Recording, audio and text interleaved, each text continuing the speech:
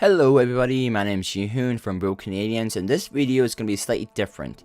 Today I'm going to show you how you can build, well, the parts list really, of making your new gaming PC. That is basically the same cost of the Xbox One. Actually, it's cheaper than that really, but what this video is to point out is that you do not need an expensive system to make yourself a gaming PC. Like, I heard people saying, oh, you need like $1,000 or $2,000 to make yourself a gaming PC. No, you don't. So let's get started. So the processor is going to be an AMD A8 5600K APU Black Edition, clocked at 3.6 gigahertz.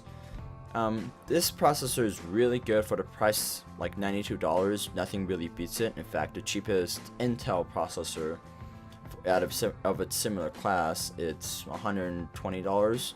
Of course, it outperforms it, but you know, you're spending $30 more, and also the motherboard's more expensive. So yeah, it's 4 cores. Really, not a lot of games use more than 4 cores. Like, I think Battlefield 3 and Battlefield 4 is going to use like 4 cores maximum. So yeah, you're safe for that. The motherboard is going to be an MSI FM2 A55M E33 motherboard.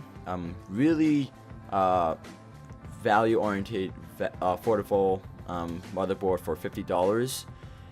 It's MATX, so you only have 2 PCIe slots, so you can't, install a whole bunch of like external cards onto it. But you know, it's a gaming PC. You're not gonna really upgrade it that much, aren't you? And it has a really nice and it has a whole bunch of features like gigabit internet, where you have like high-speed download, low latency, OCGNU2, which basically means overclocking abilities in like 1 second. Very easy to do. However, I would not recommend doing it because the power supply is going to limit that. Click BIOS 2, which basically means in the BIOS you have a mouse, and you know, it's really intuitive. It's very descriptive. In fact, a 5-year-old can do it. iCharger, which basically means you can charge your phone or any kind of devices that can be charged from USB and when your computer's off. So, really nice feature. For the RAM, we're gonna go for Corsair XMS 3 4GB DDR3 1600 megahertz. 4 gigs is kind of pushing it, and I prefer people to go with 8 gigs. However, RAM today, well, at the time of recording, is really expensive because they're being used for the actual RAM chips are being used for other purpose, like USB flash drives, SD cards, because it's the summer. What do you expect? So yeah, it's like $60 for 8 gigabytes of RAM or $70 for 8 gigabytes of RAM. So for 4 gigs, about $40. So we kind of had to make some compromises in there. For the video card, so this is where we spend the most money. It's going to be an Asus HD 7790 DirectCU2 OC edition for $145. Now, this video card is literally the best video card you can buy at this kind of price point. You can run any game, like even any modern game, at like medium to high settings, depending on what kind of game it is, and it will play at a decent frame rate, like about 40 FPS, something like that. And this is really nice because this graphics card basically beats the Xbox One, and also it's really a good performance graphics card. This is why a whole bunch of gamers are buying really expensive graphics cards, because you don't need a really expensive CPU. It's more about the graphics card. So yeah, in fact, you can probably play Skyrim at like medium to high settings at like 40 frames per second with this graphics card. So really nice. We'll make that medium setting. I have doubts on high settings. For the hard drive, it's going to be a 1TB Seagate Barracuda. Hard drives are ridiculously cheap, like $60. If you want to spend some extra money, you can go with an SSD, which helps you with the boot performance and also loading games. But because games are getting like really big, like Battlefield 3 is like 15 gigs of hard drive that uses in hard drive space, so it's quite a lot. The power supply is an Antec VP450 450 watt power supply. Really cheap.